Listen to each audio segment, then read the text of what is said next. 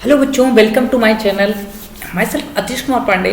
Friends, आज मैं आप लोग को सबसे पहले मैं बताने वाला हूँ कि चैप्टर 1 केमिकल रिएक्शन और इक्वेशंस पढ़ने से पहले मैं आपको थोड़ा सा स्ट्रेटजी बता देता हूँ कि कैसे हम लोग साइंस को रेडी करें। फिलहाल इसके लिए मेरा वीडियो ऑलरेडी बन चुका है कि स्ट्रेटजी में बताया हूँ कि कैसे हम लोग को साइंस को पूरी अच्छे से प्रिपेयर करना है। तो सबसे पहले हम लोग आपको ये बताएंगे कि सबसे पहले आपको क्या पढ़ना है, एनसीईआरटी, जो कि आपका मेन पॉइंट्स है। और आपको एक बार नहीं, मिनिमम आपको उसको 5 से 6 बार पढ़ के उसके सारे पॉइंट्स को हाईलाइट करके और उसके सारे क्वेश्चंस को सॉल्व करके हमें बिल्कुल से अच्छे से रेडी करके अपना शॉर्ट नोट्स बना लेना है। सबसे पहले मुझे अपने पॉइंट से ऑफ व्यू से चलना है, और इसको अगर हमने कर लिया तो मान लो आपका 80% क्लियर हो गया। बाकी 20% आप लोग को जब क्वेश्चन सॉल्व करोगे या उससे रिलेटेड सारे क्वेश्चन सॉल्व कर लोगे तो आई होप कि वहीं से आपका पूरे प्रिपेयर हो जाती है। आपको किसी भी बुक की लगभग जरूरत नहीं है। बट हम क्या करते हैं, सब जगह भागते हैं, हमें आसान हो जाए, ऐसा कुछ नहीं होता फ्रेंड्स। सबसे पहले आपको सिर्फ और सिर्फ एनसीईआरटी पढ़ना है, और एक बार नहीं, उसके हर एक वर्ड का मीनिंग आपको ढूंढना। अगर आप इस बात को कर ले गए तो आपको सबसे अच्छा, मतलब जो सबसे आप देखे होंगे कि सब लोग बोलते हैं, सजेस्ट करते हैं आपको एनसीईआरटी पढ़ो, एनसीईआरटी पढ़ो। बट एनसीईआरटी पढ़ने का तरीका भी तो आना चाहिए। एनसीईआरटी आपको एक बार में समझ में नहीं आएगी। और हमेशा ये ध्यान रखना कि एनसीईआरटी जब आप क्वेश्चन मार्क करती है तो हमें उससे बवाला छोड़ के नहीं चलना, उस पर थोड़ा सा रुकना है और उसके बारे में सोचना है कि कैसे होता है, क्या होता है। तो उस तरीके से हम लोग पढ़ेंगे, भले ही थोड़ा सा टाइम ज़्यादा लगेगा, बट फ्रेंड बहुत मजा आने वाला और बहुत सारी चीज़ें हम लोग को नई सीखने वाली है, जो कि आप लोग को सीखने को मिलेगा। और मैं सिखाऊंगा आपको, बताऊंगा भी कि क्या कैसे आपको पढ़ना है। और जो पॉइंट्स मैं हाईलाइट कर रहा हूँ वैसे ही आपको आप सारे बुक में हाईलाइट करना है। और किनारे जो साइड में आपको यहाँ पे देखेंगे, यहाँ पे किनारे आपकी साइड में जगह बचती है, और उस पर आपको हाईलाइट करते हुए नोट डाउन करते हुए उसमें में चलना है। अगर आप शॉर्ट नोट्स बना लेते हैं और उसी पर चिपका लेते हो और अच्छी बात है, वरना बुक में एक पेंसिल से आपको हाईलाइट करते हुए उस पॉइंट का मीनिंग, जिस लाइन में जो वर्ड आपको नहीं आता उसके सामने मीनिंग लिख लेना, जिससे आप लोग उसको जब दोबारा तिबारा रिवाइज करो तो आपके मन में बिल्कुल अच्छे से बन जाए। तो बिना टाइम को गंवाए हुए चलते हैं। तो सबसे पहले हम देखते हैं कि कंसीडर द फॉर्म। सबसे पहले आप देखिए केमिकल इक्वेशन। केमिकल इक्वेशन का मतलब देखिए, आपके दो टाइप्स के चेंजेस होते हैं, एक होता है फिजिकल, एक होता है केमिकल। फिजिकल में जैसे हम लोग को जो सारी चीज़ें दिखाई पड़ती है, अब जब जैसे किसी की हाइट बढ़ गई या किसी का मतलब छोटे से बड़ा हो गया, मतलब क्या हुआ उसमें फिजिकल चेंजेस। लेकिन अगर हम केमिकल चेंज की बात करें तो केमिकल चेंजेस वो चेंजेस होते हैं जो हमें एक हिसाब से कह रहे हैं कि तो दिखाई नहीं पड़ते, और सारी चीज़ें जैसे हमने देखा। अब केमिकल चेंजेस में आप लोग का एग्जाम्पल है, consider the following situation in life और दैट हैपन व्हेन। अब ये देखा कि हम लोग देखेंगे जो घटनाएं हमारी घटती हैं, तो milk is root left at room temperature during the summer. Summer के टाइम में आप देखे होंगे कि मिल्क जो होता है फट जाता है, और इसमें आयरन तवा pan nail left expose in humid atmosphere. मतलब कि आप देखे होंगे कि ह्यूमिड एटमॉस्फेयर में वो जो तवा होते हैं, ये सारे क्या होते हैं, पैन नल, ये जो आयरन से मिलकर बने होते हैं, एक्सपोज हो जाते हैं। और उसके बाद एक्सपोज होकर मतलब आप रस्टिंग कर लेते हैं, रस्टिंग ऑफ आयरन जिसको बोलते हैं। उसके बाद ग्रेप्स गेट फर्मेंटेटेड, मतलब जो ग्रेप्स से हम लोग बियर बनाते हैं, फर्मेंटेशन करते हैं, वो सारी चीज़ें। Food is cooked, food cook, ये भी एक केमिकल चेंजेस है। और food get digest our body, हमारे बॉडी में जो फूड डाइजेस्ट होता है, that is also a chemical reaction. And we respire, हमारा जो रेस्पिरेशन है ये भी एक केमिकल रिएक्शन है। तो फ्रेंड्स, इसमें हम लोगों ने सारी चीज़ें देखी कि कैसे हम लोग केमिकल रिएक्शन होता है। तो आप लोगों ने ये सारे एग्जांपल्स आपने बातों बातों में पढ़ लिया, आपको पता भी नहीं चला होगा। आप लोग इसको छोड़ेंगे ये सारी चीज़ें। अगर आएगा कि केमिकल रिएक्शन किन किन चीज़ों में, इनमें से कौन सा केमिकल रिएक्शन में होता है, इनमें से कैसा कौन सा केमिकल रिएक्शन है, तो आप लोग फटाफट ये सारी चीज़ें बिल्कुल आसानी से पूछेगा और आसानी से आप बता ले जाएंगे। तो आगे बढ़ते हैं। सबसे पहले आपको मैंने अभी थोड़ा बहुत तो हाईलाइट करके रखा है, तो कि all the above situation the nature of the identity of initial substance have somewhat change. देखा होगा कि हमारे अबव सिचुएशन में जो हम लोगों ने ऊपर सिचुएशन पढ़ा, तो nature and identity of initial substance have been change. आप लोग देखे होंगे कि आपका जो नेचर, मतलब जो पहले इनकी पॉइंट थी, मिल्क पहले था, वो क्या हो गया, कर्ड में बदल गया। मतलब उसकी आइडेंटिटी चेंज हो गई, वो पूरी तरीके से अपना नेचर, मान लीजिए कि अब रिएक्टेंट था, अभी क्या हो गया, चेंज हो गया। अब चेंज होके तो कह रहा है कि identity of the initial substance have somewhat change. We have already learn about physical and chemical change of matter in our previous class. हम प्रीवियस क्लास में जो आप लोग क्लास 9th में पढ़े हो, वहां पे आप लोग केमिकल और फिजिकल चीजें पढ़ चुके हो। तो व्हेनेवर एक chemical change occur, chemical change कब होता है, we can say that chemical reaction has taken place. जहां पर केमिकल चेंजेस होता है वहां पे हम कह सकते हैं कि केमिकल रिएक्शन होता है। अब यहाँ पे बात करेंगे, you may perhaps be wondering so what is actually mean by the chemical reaction. अब यहाँ पे हमें सबसे पहले देखेंगे कि केमिकल रिएक्शन से हम क्या समझते हैं, how we come know and chemical reaction has taken place. अब यहाँ पे how do we come to know that chemical reaction has taken place. अब यहाँ पे हम कैसे जान पाएंगे कि केमिकल रिएक्शन हो रहा है। Let us perform some activity and answer this question. अब हम कुछ एक्टिविटी देखेंगे जो कि एक्टिविटी 1.1 है, उसमें केमिकल चेंजेस के बारे में हम लोग जानेंगे। तो एक्टिविटी 1.1 हम देखते हैं। तो क्वेश्चंस मतलब जो हमारे खतरे की घंटी क्या बज रही है कि this activity need to teachers assistant and it will be better in student wear eye protection. मतलब क्या होता है कि इसको टीचर असिस्ट करना चाहिए, और सबसे पहले चाहिए आपको आई प्रोटेक्शन। अगर आप मैग्नीशियम, इसमें हम क्या करते हैं, इसमें देखिए कह रहा है कि दो clean a magnesium ribbon in 2 centimetre long and rubbing with sand paper. आप लोग सैंड पेपर क्या होता है, आप लोगों ने देखा होगा कि जो रेगमाल होता है, जो जिससे रगड़ते हैं लोग, लोहे को जंग छुड़ाते हैं, तो वही उसी तरीके से होता है, उससे सैंड पेपर बोलते हैं। Hold it pair of the tongue, burn it using spirit and lamp butter. मतलब आपको 2 सेंटीमीटर के आसपास एक मैग्नीशियम लेना है, उसको फिर आग में जलाना है, आग में जलाना है, प्रेजेंस ऑफ ऑक्सीजन में जलाना है। तो उसका जो राख होगा उसको यहाँ पे कलेक्ट कर लेना है। तो आप देखेंगे यहाँ टंग है और यहाँ मैग्नीशियम रिबन है, यहाँ बर्नर है। जब इसको जलाते हैं तो मैग्नीशियम ऑक्सीजन के साथ क्या बनाएगा, तो मैग्नीशियम ऑक्साइड बना लेगा। यहाँ पे जो राख गिरेगी वो क्या होगी, मैग्नीशियम ऑक्साइड। तो व्हाट डू यू ऑब्जर्व, कह रहा है कि तो आप इसको से क्या ऑब्जर्व करते हैं। तो ऑब्जर्व हम यही करते हैं कि देखिए आप जब मैग्नीशियम ऑक्सीजन के साथ मिल रहा है तो MgO बनाएगा, मतलब मैग्नीशियम ऑक्साइड बनाएगा, दैट इज फाइनल। तो इस चीज को हमने देखा, तो हमने देखा कि मैग्नीशियम था, ऑक्सीजन के साथ बर्न किया, तो MgO, ये भी एक केमिकल रिएक्शन है। तो आगे बढ़ते हैं। अब यहाँ पे सबसे पहले देखते हैं कि क्या होता है केमिकल रिएक्शन में। हम लोग देखेंगे कि केमिकल रिएक्शन में क्या होता है।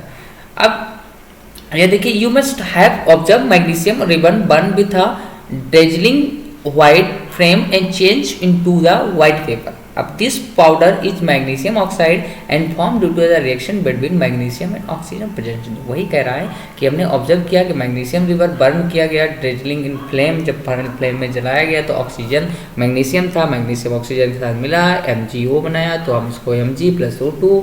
तो फिर हम जब इसको रिएक्ट कराएंगे तो क्या होगा, 2MgO, मतलब कि आपको बैलेंस भी करना है। तो आपको देखा होगा कि Mg+O2 में आप लोग ने देखा होगा, अगर MgO बना देंगे तो MgO बनाएंगे तो रिएक्शन बैलेंस नहीं होगा, तो 2 आगे लग जाएगा और पीछे।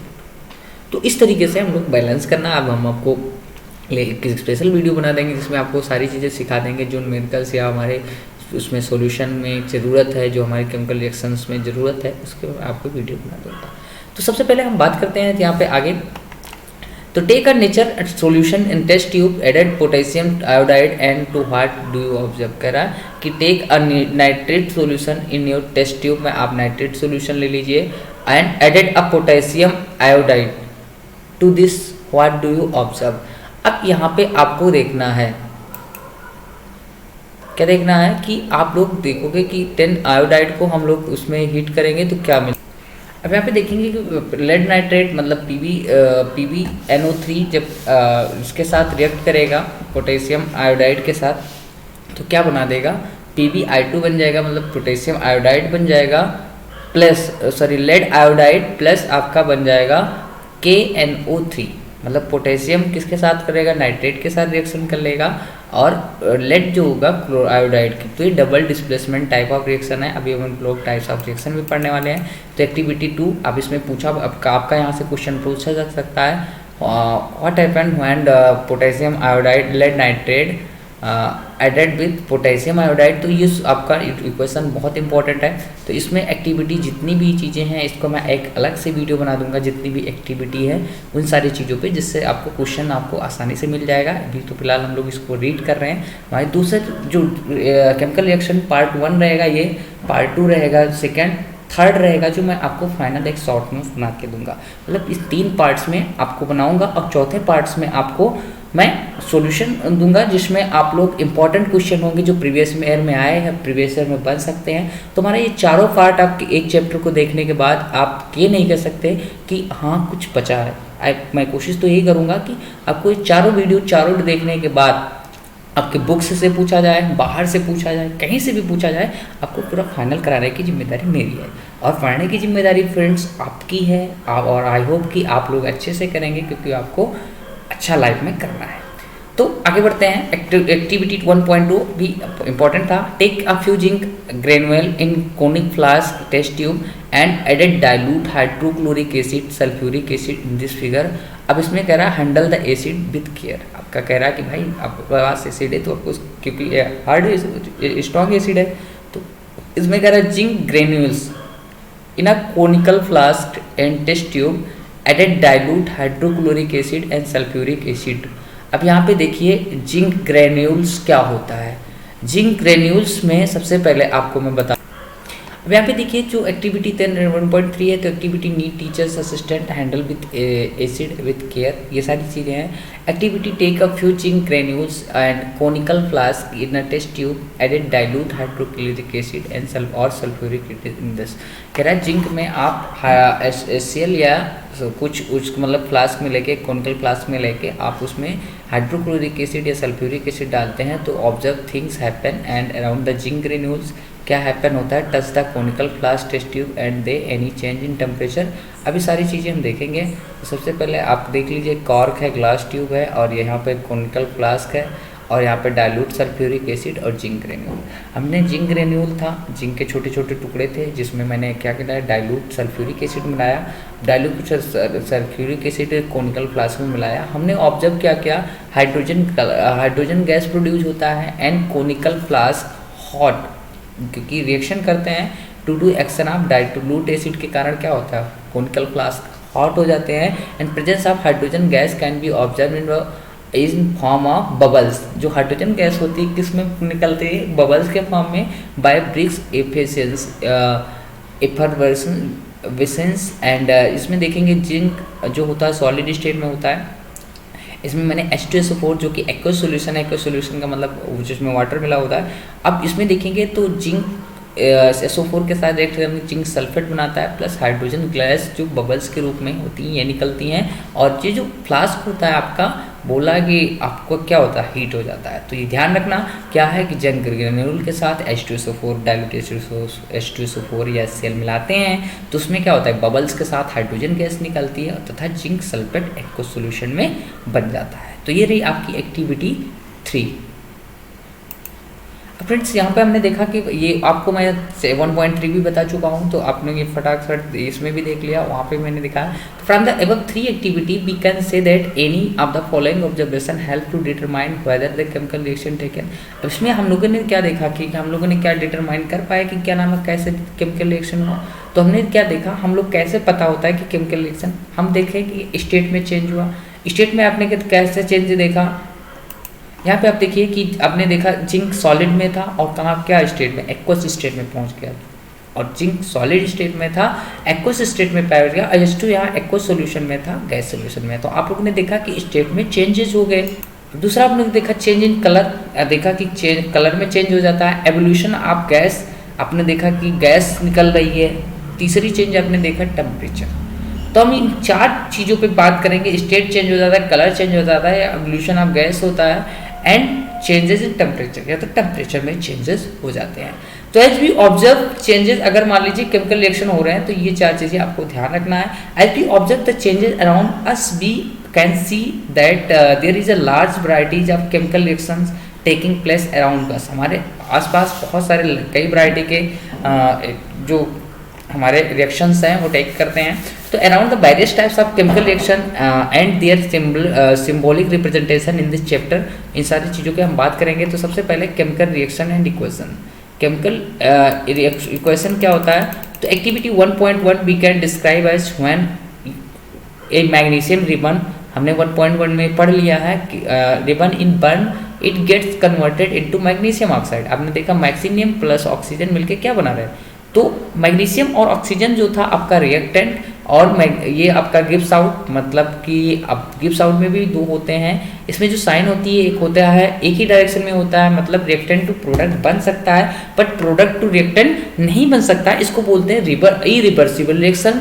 और जिसमें दोनों तरफ देखा होगा हाफ ऐसे आधा होता है और आधा नीचे की तरफ होता है, जिसको बोलते हैं रिवर्सिबल। जैसे आइस से बर्फ आइस से वाटर बन सकता है, वाटर से आइस बन सकता है, मतलब दोनों reactant to product, product to reactant. कोई चीज़ें कन्वर्ट होते जाती हैं तो उसको हम क्या बोलते हैं, हम लोग को उसको रिवर्सिबल बोलते हैं, ठीक है।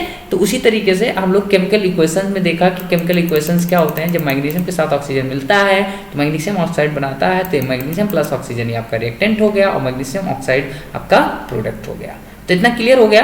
अब आगे बात करते हैं substance that undergo chemical changes in reaction 1.1 magnesium and oxygen are the reactant. अब यहाँ पे वही चीज हमने आपको बता दिया है, the new substance magnesium oxide form during the reaction, और ये प्रोडक्ट आपका magnesium oxide, magnesium plus oxygen reactant, magnesium oxide जो बनता है आपका प्रोडक्ट हो गया। The word equation show changes in reaction production through an arrow placed between them, the reactant written at left hand side and this is plus sign, and between the similar products and written in the right hand side it is plus sign between them and arrowhead to the toward product and so the direction of reactant। मतलब क्या होता है कि हमेशा जो reactant से direction किधर की होता है, जो एरो की क्या होती है रिएक्टेंट प्रोडक्ट की तरफ होती है इरिवर्सिबल रिएक्शन में। अब हमेशा क्या हमारे पास प्रोसीजर है कि हम लोग केमिकल रिएक्शन को कैसे लिखेंगे। तो राइटिंग का केमिकल रिएक्शन इक्वेशन, तो in this any of the short way represent chemical reaction equation. तो कैसे कर ले कि in there any other shorter way for representing chemical equations. तो chemical equations can be made more concise useful use chemical formula in the word. हम लोग सबसे पहले केमिकल फार्मूला आप लोगों को क्लास 9 में पढ़ा होगा, how to make chemical formula. तो आप लोगों को जैसे MgNO3 MgNO3 का होल ट्वाइस, ये सारी चीज़ें H2SO4, ये सारी केमिकल रिएक्शन कैसे बनाते हैं, केमिकल फार्मूला कैसे बनाते हैं, इसमें मैं ऑलरेडी पिछले क्लास 9 में आप लोग पढ़ चुके हैं। तो Mg प्लस O2 क्या हो गया, 2 मतलब MgO जो हमने सबसे पहले एक्टिविटी में पढ़ाई थी।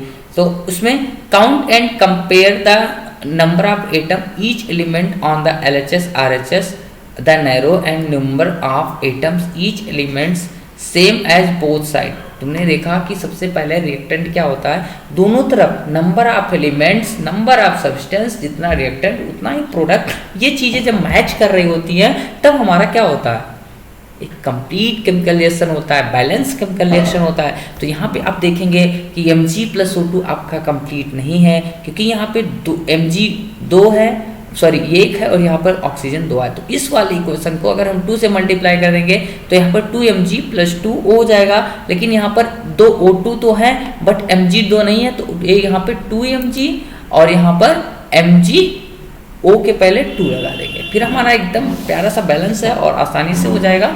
अभी हम लोग आगे नेक्स्ट वीडियो में सारे पूछेंगे, इंपॉर्टेंट पॉइंट्स को भी जानेंगे कि कैसे क्या होता है। तो उसमें भी हम लोग देखेंगे कि अपने शॉर्ट्स नोट्स कैसे बनाते हैं, उस चीज़ को पढ़ने के बाद हम लोग कैसे शॉर्ट नोट्स बनाते हैं, तो इस चीज़ पे हम लोग बिल्कुल फोकस करेंगे। तो अब यहाँ पे बैलेंस केमिकल इक्वेशन बैलेंस करना है तो कैसे करेंगे, तो ये मैं वीडियो आपका अलग से मैं बना दूँगा, फिलहाल यहाँ पे पढ़ लीजिए कि केमिकल रिएक्शन क्या होता है। तो recall the law of conservation mass you have studies class 9, mass can neither be created not be destroyed in chemical reaction. ये ध्यान रखना आप लोग ये पढ़ चुके हो प्रीवियस चैप्टर में कि मास में मतलब मास ना तो क्रिएट कर सकता है ना डिस्ट्रॉय कर सकता है।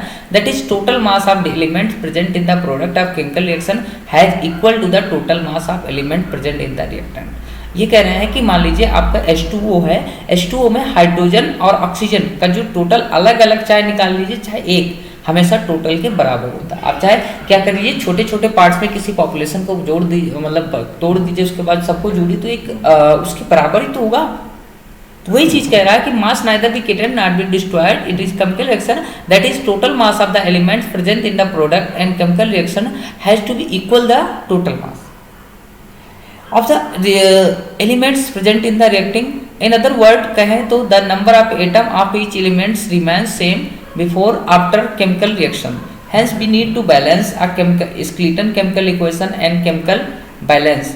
let us learn about balancing chemical equation step by step। हम लोग देखेंगे स्टेप बाय स्टेप कैसे बैलेंस करते हैं। तो लिखा है जिंक प्लस सल्फ्यूरिक एसिड और plus zinc sulphate plus hydrogen gas. अब यहाँ पे देखिए Zn H2SO4 है, sorry Zn plus H2SO4, zinc को जब H2SO4 के साथ मिलाते हैं, जो लोग हम लोग एक्टिविटी 1.3 में पढ़ चुके हैं, तो H2SO4 के साथ मिलाते हैं तो क्या होगा, ZnSO4 बन जाएगा प्लस H2 बन जाएगा, H2 मतलब गैस। अब यहाँ पे देखेंगे कि H2 कितना है, 1 2 है, तो यहाँ पे भी 2 है। सबसे पहले जिंक 1 है तो जिंक 1 है, सल्फेट 1 है तो 1 है, मतलब दोनों तरफ इक्वेशन यहाँ पे बैलेंस है, नंबर ऑफ एलिमेंट्स दोनों तरफ बराबर है, मतलब ये एक केमिकल इक्वेशन है। आगे बढ़ते हैं कि let us examine the number of atom different elements both side are arrow. अब देखिए यहाँ पे देखिए कि दोनों तरफ एरो के पहले लिखेंगे, यहाँ पे दोनों तरफ बैलेंस केमिकल है कि नहीं है, देखेंगे जिंक कितना है, जिंक 1 है और प्रोडक्ट में भी 1 है, हाइड्रोजन कितना है 2 है और इधर भी 2 है, सल्फर कितना है यहाँ पे 1 है और यहाँ पे भी 1 है, ऑक्सीजन कितना है 4, यहाँ पे भी 4, यहाँ पे। ये सारी चीज़ें हमें LHS इक्वल्स टू RHS बिल्कुल समझ में आ गया। अब आगे पढ़ते हैं, देखेंगे कि क्या होता है अगर आयरन H2 के साथ मिलकर Fe3O4 बनाएगा प्लस हाइड्रोजन गैस रिलीज करेगा, ये सारी चीज़ें हमें देखनी। तो यहाँ पे सबसे पहले हम देखेंगे बैलेंस ग्रुप केमिकल इक्वेशन हम कैसे बैलेंस करते हैं। तो यहाँ पे FeH2O तो Fe3O4 प्लस H2O है।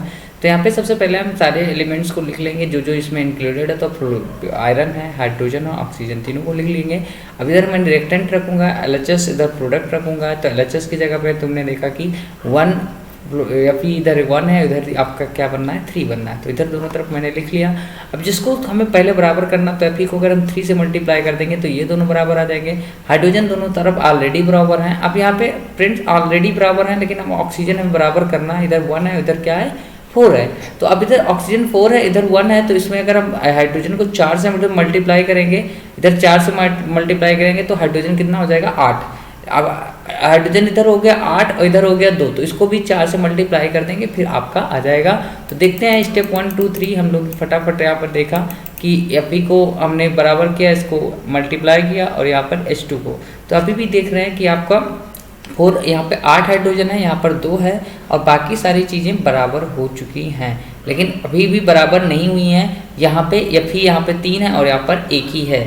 तो सबसे पहले हम लोग क्या देखेंगे, आगे आपको दिखाते हैं क्या हुआ आपका। सीधी सी बात, यहाँ लास्ट में आपका प्रोसीजर, मैं इसको जब आपको एक स्पेशल अलग से वीडियो में बना दूंगा, balance how to balance chemical equations, तो उसमें आप लोग इसी के डिस्क्रिप्शंस में आपको मिल जाएगा वो वीडियो, मतलब कि इस प्लेलिस्ट में आप जाके ढूंढ लेना या फिर इसी डिस्क्रिप्शन में मैं दे दूंगा और वहाँ पे आपको बोर्ड पे अच्छे से भी बता दूंगा। तो यहाँ पे क्या है 3Fe, यहाँ पे Fe3 और यहाँ पर 4H2O लगाया, क्योंकि यहाँ पे 4H2 अब 4 2 जा 8 4 2 जा 8 4 ऑक्सीजन और 4 ऑक्सीजन। इस तरीके से आपका केमिकल इक्वेशन आपका बैलेंस हो गया। अब हम लोग writing symbol of chemical state, सबसे पहले carefully examine your balance and does not equation anything.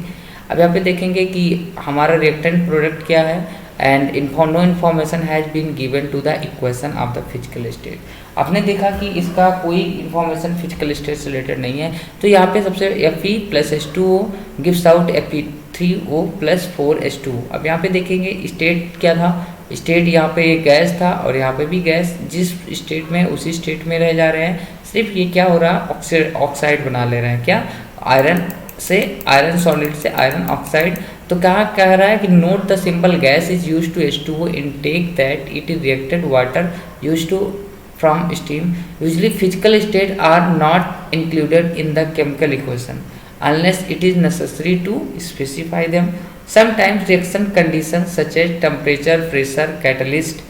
अब यहाँ पे देखिए कि हमेशा रिएक्शंस में क्या क्या डिपेंडेंट करता है, सबका टेम्परेचर, प्रेशर और कैटलिस्ट। कैटलिस्ट की बात करते हैं तो कैटलिस्ट वो होते हैं जो रेट ऑफ रिएक्शन इंक्रीज कर देते हैं या डिक्रीज कर देते हैं। तो ये कैटलिस्ट आपका पूछा था, कैटलिस्ट से क्या मतलब समझते हैं, तो आप कैटलिस्ट बिल्कुल अच्छे से रेडी कर लेना। For reaction indicators above the below arrow of the इतना। अब यहाँ पे देखिएगा कि क्या होता है जब कोई एरो होता है, जैसे CO मैंगनीज कार्बन मोनोऑक्साइड के साथ गैस के साथ हम H2 गैस हाइड्रोजन गैस मिलाते हैं तो कितने एटमॉस्फेयर प्रेशर पे 340 पे, तो क्या बनता है CH3OH, मतलब मेथिल एल्कोहल बनता है। अब यहाँ पे आगे बढ़ेंगे, ये आपको रिएक्शन 1 2 याद करना पड़ेगा। मोनोऑक्साइड को H2 के साथ मिलाते हैं तो क्या बनता है, ये भी आपका इक्वेशन पूछा जा सकता है। Using this system you can carry equation 1 and 1.2 in text earlier. अब आगे देखेंगे Why do should be magnesium ribbon be cleaned before burning in air and write the balance equation? तो ये सारी चीज़ें हम लोग एक्टिविटी की जितनी भी एक्टिविटी है इसको मैं आपके लिए एक अलग से वीडियो बनाऊंगा जिसमें मैं आज इसमें सारे क्वेश्चंस को आपको एक्टिविटी से रिलेटेड सारे क्वेश्चन आपको प्रोवाइड हो जाएंगे, या तो फिर मैं साथ साथ ही प्रोवाइड करता चल रहा हूँ कि एक्टिविटी हम लोग साथ में करते चल रहे हैं कि सारे क्वेश्चंस का आपको जवाब मिल जाएगा। पहला क्या है, why should magnesium ribbon is cleaned before burning in air. अब यहाँ पे देखेंगे कि आपको जैसे देखिए ऊपर रस्टिंग टाइप में कुछ जमा होता है, जिससे क्या होता है आपको रबड़ कर दिया जाता है जिससे मैग्नीशियम प्योर मैग्नीशियम हो, और क्या हो ऊपर से हम लोग अच्छे से उससे आग पकड़ सके ऑक्सीजन से और जल्दी से बन जाए। तो यहाँ पे देखेंगे इसका सारा सोल्यूशन हम लोग देखते हैं। इसका मैं अलग से एक क्वेश्चन जितने भी हैं मैं अलग से ही आपको वीडियो दूंगा। तो सबसे पहले फटाफट आप आइए आपको बात कर लेते हैं कि टाइप्स ऑफ इक्वेशन क्या होते हैं। तो टाइप्स ऑफ इक्वेशन में सबसे पहले आप देखेंगे कॉम्बिनेशन इक्वेशन। कॉम्बिनेशन इक्वेशन मतलब जब दो चीज़ें a प्लस बी कंबाइंड होके a भी बनाता है तो मेरा कॉम्बिनेशन, तो कैसे में कह रहा है take a small calcium oxide और quicklime in a beaker, मतलब CaO प्लस आप H2O में डाल दीजिए तो क्या बन जाएगा CaOH का होल ट्वाइस। आपने देखिए कि दो अलग सब्सटेंस मिलके एक को कंबाइन करके एक चीज़ बना रहे हैं जिसको क्या बोलते हैं हम लोग, CaO लिया और H2O दोनों को मिला के कोई एक सब्सटेंस बना जिसका नाम है सेक्ड लाइम, इसको बोलते हैं कैल्शियम हाइड्रोक्साइड। अब यहाँ पे ये सॉलिड में था, यहाँ पे कैसे हो गया एक्वस सॉल्यूशन में। जैसे आप लोग देखेंगे चूना और पानी प्लस में हीट भी निकलती है, ये एक एक्जोथर्मिक रिएक्शन का एग्जाम्पल है। अभी एक्जोथर्मिक हमें आगे पढ़ने को मिलेगी। इन this reaction calcium oxide water carbonate, तो ये आपको कोई मतलब नहीं है, ये जो लिखा हुआ है बस उसी चीज़ को यहाँ पर लिखा गया है और इसीलिए क्या हुआ कि कॉम्बिनेशन रिएक्शन होता है। तो सिंगल आपने देखा तो reaction in which single product is form, ठीक है, तो जहाँ पर सिंगल प्रोडक्ट फॉर्म होता है उसको केमिकल रिएक्शन बोलते हैं। तो ये पॉइंट्स आपको हाईलाइट कर लीजिएगा कि रिएक्शन क्या होता है, कि जब कॉम्बिनेशन रिएक्शन क्या होता है, तो इस reaction in which single production form two or more reactant, मतलब कई रिएक्टेंट मिलके एक सिंगल प्रोडक्शन करते हैं तो मेरा क्या होता है कॉम्बिनेशन रिएक्शन होता है। मतलब दो से अधिक सब्सटेंस कॉम्बाइंड होकर कुछ एक सब्जेक्ट को बनाते हैं तो मेरा वहाँ पे कॉम्बिनेशन रिएक्शन होता है। अब हम आगे थोड़ी सी बात करेंगे, यहाँ थोड़ा सा आगे आ गए, थोड़ा क्या बहुत आगे हम लोग आ गए। अब यहाँ पे इसका उल्टा थोड़ा सा पढ़ने वाले हैं, लेकिन सबसे पहले कुछ इक्वेशन इंपॉर्टेंट देख लेते हैं और आप लोग भी इसको कॉपी में नोट डाउन इक्वेशन करते चलना क्योंकि ये सारे इक्वेशन आपसे पूछे जा सकते हैं। अब इसमें कह रहा है ये select solution of slaked lime produce by reaction use while washing walls calcium hydroxide and react slowly with carbon dioxide, air form thin layer of the calcium carbonate and on the wall and carbonate form are 2-3 days and washing gives shiny। देखिए क्या होता है, तो calcium hydroxide को aqueous solution में carbon dioxide gas के साथ mix करते हैं तो उस पर कैल्शियम कार्बोनेट के एक लेयर जम जाती है जो कि क्या होती है शाइनी के रूप में दीवारों में काम करती है। कैल्शियम यहाँ पे कार्बन प्लस O2 क्या बनता है CO2 कार्बन सॉलिड से किसमें बह जाता है गैस में। Formation of water from H2 plus O2, H2O2 से मान लीजिए क्या होता है वाटर, तो हमने देखा कि H2 और O2 मिलकर क्या बना रहे हैं 2 molecules of H2O। In this simple we can say that when two or more substance elements combine to form single product तो क्या कहलाता है कॉम्बिनेशन रिएक्शन। यहाँ पे देखिए 1 2 और मोर सब्सटेंस, यहाँ पे जो मैं पॉइंट्स को हाईलाइट कर रहा हूँ आप इस पे ध्यान दीजिएगा। यहाँ पे सॉरी ये थोड़ा सा यहीं तक ये आपका देखिए 1 2 और मोर सब्सटेंस जो मैं हाईलाइट किया हूँ उसको आप देख लीजिएगा और ऐसे ही आप लोग अपने बुक में हाईलाइट करते हुए चलिएगा ताकि आप लोग अच्छे समझ पाएँ। तो यहाँ पे देखेंगे ऑब्जर्वेशन हम करेंगे जैसे CHO4 को O2 के साथ बर्न कर रहे हैं तो कार्बन डाइऑक्साइड प्लस H2O बनाता है। तो फर्दर एग्जाम्पल हमारा एक्जोथर्मिक का, और प्लस में एक्जोथर्मिक का मतलब क्या होता है जिसमें हीट प्रोड्यूस होती है, मतलब हीट प्रोड्यूस होती है, और एंडोथर्मिक होता है जिसमें हीट हम लोग देते हैं। नेक्स्ट हम देख रहे हैं कि बर्निंग ऑफ नेचुरल गैस। सबसे पहले नेचुरल गैस आप देख CH4 जो कि गैस है और 2O2 मतलब ऑक्सीजन के प्रेजेंस में बर्निंग करके carbon dioxide plus H2O gas बनाती है। और ये डू नो दैट रिस्पिरेशन, हाँ क्या लिखा है कि जब आप लोग देखते हैं एक्जोथर्मिक प्रोसेस, आप जानते हैं एक्जोथर्मिक मतलब जब हीट क्या होती है प्रोड्यूस होती है बाहर निकलती, तो एक्जोथर्मिक अगर हीट हम लोग किसी और रिएक्टेंट को हीट देते हैं तो इंडोथर्मिक रिएक्शन होता है।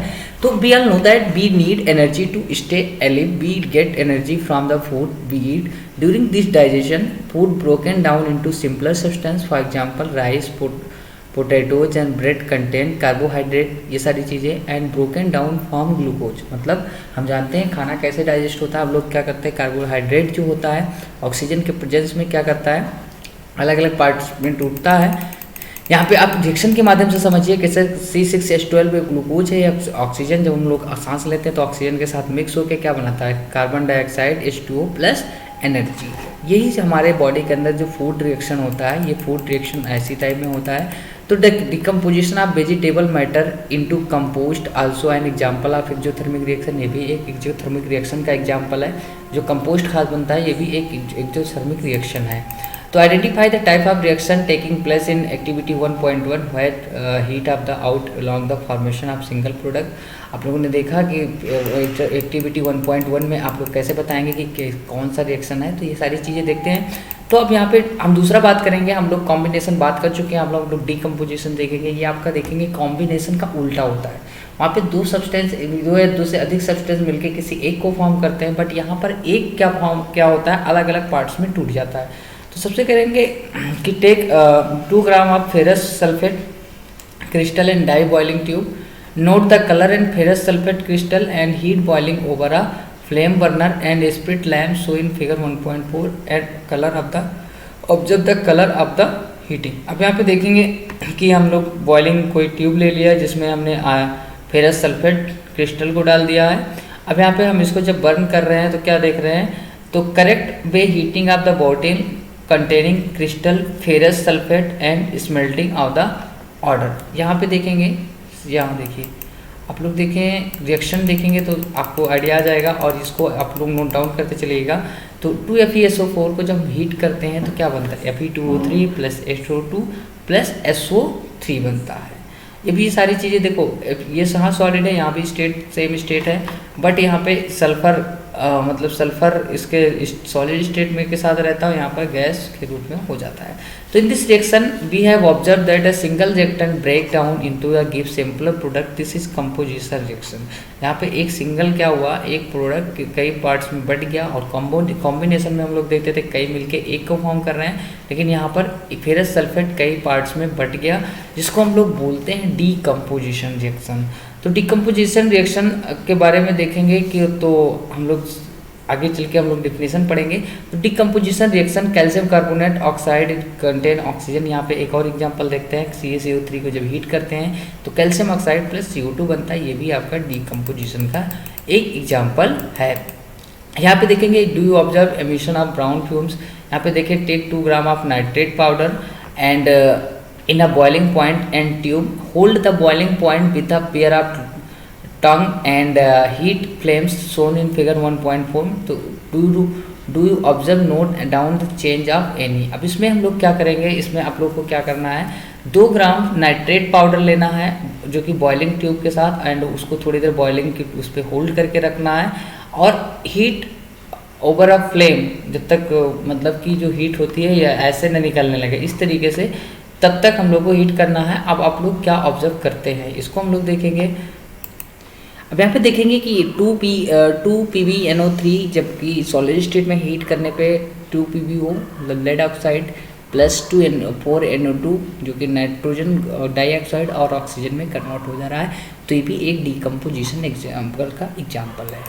फ्रेंड्स यहाँ पे हम लोग एक्टिविटी को देखेंगे 1.8 में देख रहे हैं 2 ग्राम ऑफ सिल्वर क्लोराइड लीजिए, इनको चाइना डिस्क पे रखिए। व्हाट इज इट्स कलर, अब इसका कलर क्या होगा, and place the china dish in sunlight sometimes observe the colour on the silver chloride after some time.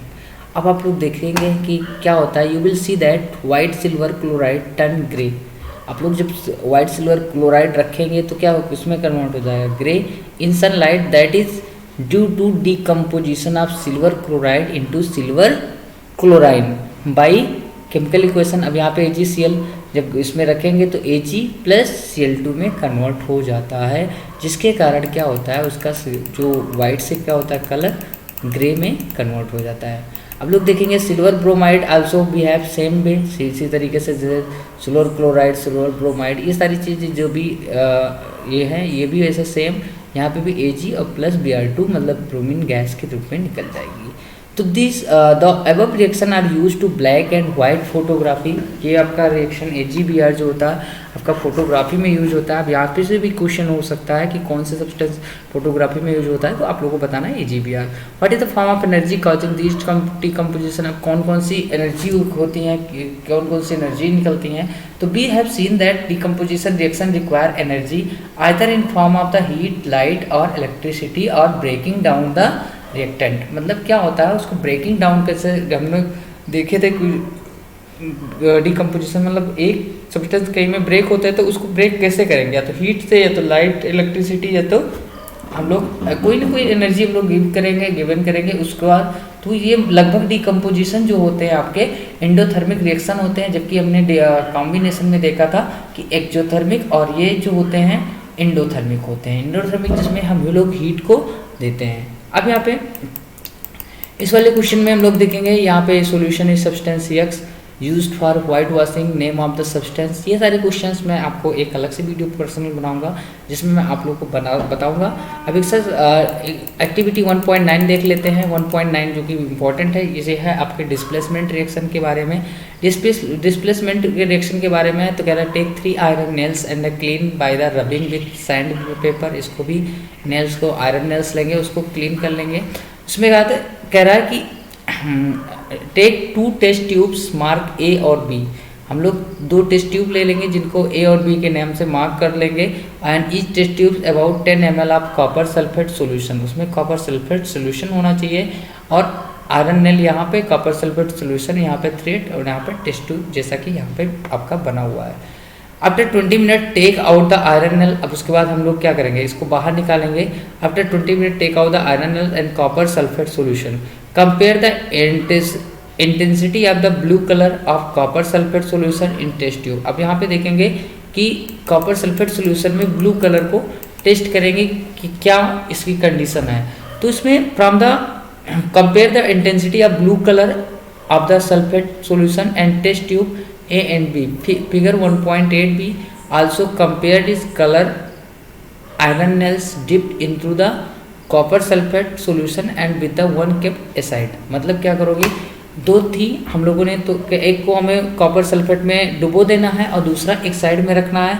तो हम लोग उन दोनों में आयरन का क्या इफेक्ट पड़ता है, compare colour of iron nails का क्या इफेक्ट पड़ता है, इन चीज़ों को हमें ऑब्जर्व करना है। तो यहाँ पे देखेंगे कि आयरन नेल्स कुछ एक इस कलर का हो जा रहा है तो कुछ एक इस कलर का है। Iron nail taken out from the copper solution sulphate, जो पहले था ऐसे था लेकिन जो कॉपर सॉल्यूशन में था वो इस तरीके का हो जाता है। और कॉपर सल्फेट सॉल्यूशन पहले ऐसे था, अब टेस्ट ट्यूब के बाद copper reaction mixture test tube भी इस तरीके में हो जाता है। तो iron nails and copper sulphate solution compare before after experiment. हम लोग इन दोनों को कंपेयर कर लिए।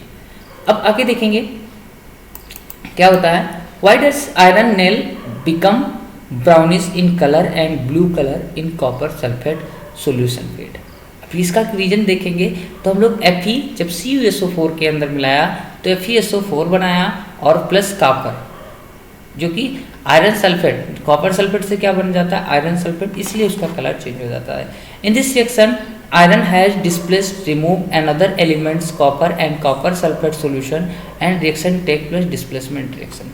इसमें देखा कि जिंक क्या होता है सल्फेट के साथ मिलकर जिंक सल्फेट बना लेता है, तो कॉपर सॉलिड के रूप में बन जाता है। इसी कारण ये सारे प्रोसेस है PbCuCl2 के साथ जब रिएक्शन करता है तो ये Cl2 जो होता है Pb के साथ डिस्प्लेस हो जाता है और हमारा क्या बचता है, हमारा बचता है Cu, और इसी को बोलते हैं डिस्प्लेसमेंट रिएक्शन बोलते हैं। अब आगे बात करते हैं यहाँ पे डबल डिस्प्लेसमेंट रिएक्शन क्या होता है। अब यहाँ पे कह रहा है कि take 3 ml of sodium sulphate solution in a test tube and another tube take the 3 ml of bromine. यहाँ पे देखिए सोडियम सल्फेट और यहाँ पे बेरियम क्लोराइड ले लिया जा रहा है। तो यहाँ पे देखिएगा कि ये NaCl बना लेगा और यहाँ पर ये वाला इसका फंक्शनल ग्रुप इसके साथ जुड़ जाएगा। तो ये हमारा क्या होगा, क्योंकि वहाँ पे हमने देखा था सिर्फ एक ही ऊपर आप देखिएगा SO4 इसी पे एक के साथ और एक सिंगल बच जा रहा था, लेकिन यहाँ पे डबल हो रहा है। ये इसका जो SO4 है किसके साथ जुड़ जा रहा है, BaSO4 के साथ, और इधर NaCl जो होता है यहाँ पे जो Na और इसका Cl इसके साथ जुड़ के NaCl बना रहेगा। तो मतलब डबल डिस्प्लेसमेंट रिएक्शन यहाँ पे हो रहा है। तो what causes this, the white precipitate of BaSO formed by the reaction of SO4 but double minus and beryllium. The other product forms sodium chloride and remains of the solution, such reaction in which it is an exchange of ions। हमने देखा कि यहाँ पे कुछ नहीं हो रहा, सिर्फ आयंस का एक्सचेंज हो रहा है, और इसी को क्या बोलते हैं, इसको बोलते हैं रबर। सच रिएक्शन यहाँ पे देखेंगे, such reaction in which double displacement reaction, ये आपका डिफिनीशन हो गया। यहाँ पे डिफिनीशन आपका हो गया ये देखिए, reaction in which an exchange of ions between the reactant are called double displacement reaction. यहाँ पे अब यहाँ पे लिखा है write the balance of chemical reaction and this also double displacement reaction, ये सारी चीज़ें आपको लिखना है। अब यहाँ पे देखेंगे ऑक्सीडेशन क्या होता है। ऑक्सीडेशन मतलब ये ध्यान रखिएगा, जब किसी एलिमेंट्स में ऑक्सीजन जुड़ता है तो क्या होगा, वो वहाँ पे ऑक्सीडेशन होता है। और जब ऑक्सीजन, दूसरी कंडीशन है ऑक्सीजन जुड़े या हाइड्रोजन बाहर निकले, ऑक्सीजन जुड़े या हाइड्रोजन बाहर निकले तो मेरा क्या होता है, ऑक्सीजन अगर जुड़ता है तो उसका अपोजिट हमेशा, तो दो इसके डिफिनीशन होते हैं कि जब किसी में जैसे से हाइड्रोजन बाहर निकलता है तो मेरा क्या होता है, ऑक्सीडेशन होता है, या फिर ऑक्सीजन जुड़ता है तो ऑक्सीडेशन, ऑक्सीजन बाहर निकलता है तो रिएक्टर। आपका एक एग्जांपल से देख लीजिए, जिसको रिडॉक्स रिएक्शन बोलते हैं, जहाँ पे ऑक्सीडेशन रिडक्शन दोनों होता है वहाँ रिडॉक्स रिएक्शन होता है। जैसे CuO जब क्या हो रहा है, इसका ऑक्सीजन क्या रहा है, बाहर निकल रहा है, तो इसका क्या ऑक्सीजन रिड्यूस हो रहा है, तो यहाँ पर रिडक्शन। लेकिन यहाँ पे देखेंगे इसमें H2 के साथ O जुड़ रहा है, ऑक्सीजन जुड़ रहा है, तो यहाँ पर ऑक्सीडेशन हो रहा है। ये सारी चीज़ें देख के हम आगे बढ़ते हैं। अब यहाँ पे reaction of the carbon dioxide to carbon monoxide and zinc oxide reduced to zinc, and this is HCl oxidized and MnO2 reduced to MnCl2। मतलब MnO2 किस में बदल रहा है, MnCl2 मतलब ऑक्सीजन रिड्यूज हो रहा है, तो ऑक्सीजन रिड्यूज होगा तो रिडक्शन, ऑक्सीजन जुड़ेगा तो ऑक्सीडेशन। ये सारी चीज़ें हैं। अब यहाँ पे कह रहा है have you observe the effect of the oxidation and reduction in everyday life. अब इसका हम लोगों ने देखा है कि ऑक्सीडेशन रिडक्शन हमारे डेली लाइफ में होता है। तो you must observe that iron articles are shiny when new. जब कोई आयरन आर्टिकल्स रहते हैं तो वहाँ पे क्या होता है, जब नए रहते हैं तो चमकते रहते हैं, बट कुछ दिनों बाद हम लोग देखते हैं उसके ऊपर रेडिश ब्राउन कलर का एक पाउडर जम जाता है, मतलब ब्राउन कलर का एक पाउडर जमता है, जिसको हम लोग left some time. This process is commonly known as rusting, और इसी को क्या बोलते हैं, रस्टिंग। जो आयरन के ऊपर एक ब्राउन कलर का लेयर जम जाता है उसी को बोलते हैं rusting. Some other metal also get tarnished and minor. Have you notice that colour of the coating from copper and silver when it means the attack of the substance around the such moisture added etc. in this set corrode and this process is called corrosion। मतलब क्या होता है, जिससे क्या होता है iron corrode हो जाता है और इसको बोलते हैं corrosion. And black coating silver and green coating copper other extra example of corrosion. ये भी एक एग्जाम्पल है। कोरोजन काज क्या करता है, डैमेज ऑफ कोर बॉडीज को डैमेज कर देता है, एंड ब्रिज आयरन से सारी चीज़ों को डैमेज करता है। Those form of corrosion iron is and serious problem every day year enormous amount of money spend and replace damage iron. अब देखिए क्या होता है, ये सारी चीज़ें बहुत हमारे लाइफ में बहुत हानिकारक हैं, क्योंकि क्या होता है कि बड़ी सी बड़ी चीज़ें अगर उसमें मान लीजिए कोरोजन हो जाता है तो वो हमारे लिए ख़राब हो जाती है और बहुत जल्दी हम लोग को उनको चेंज करना पड़ता है। आगे बात करेंगे rancidity. Rancidity have you ever tested smell and fats of containing food material left after the long time.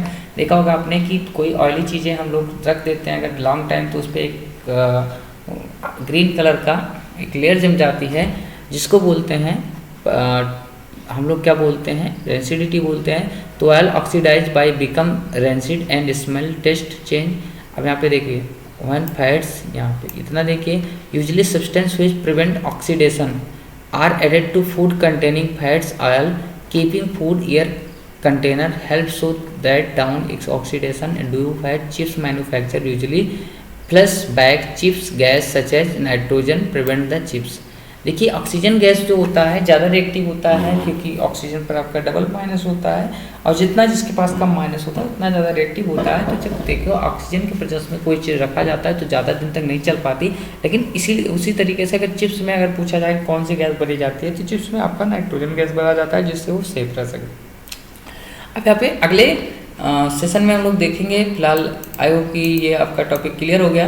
अगले सेशन में हम लोग देखेंगे, अब यहाँ पे एक फाइनल रिवाइज कर लेते हैं कि क्या हम लोगों ने पढ़ा। हम लोगों ने chemical reaction and equation, product, their physical state, ये सारी चीज़ें पढ़ा। Chemical equation balance so that number of atom each types of involve in a chemical reaction are same reactant and product side, मतलब दोनों तरफ रिएक्टेंट प्रोडक्ट आपको मैंने बताया है। कॉम्बिनेशन इक्वेशन जिसमें दो सब्सटेंस कंबाइंड होकर नया सब्सटेंस फॉर्म करते हैं। डीकम्पोजिशन जिसमें एक कई अलग अलग पार्ट्स में टूट जाता है। Reaction in which heat given करता है एक्सोथर्मिक, और जब हीट हमें क्या करता है एब्जॉर्ब करता है तो इंडोथर्मिक।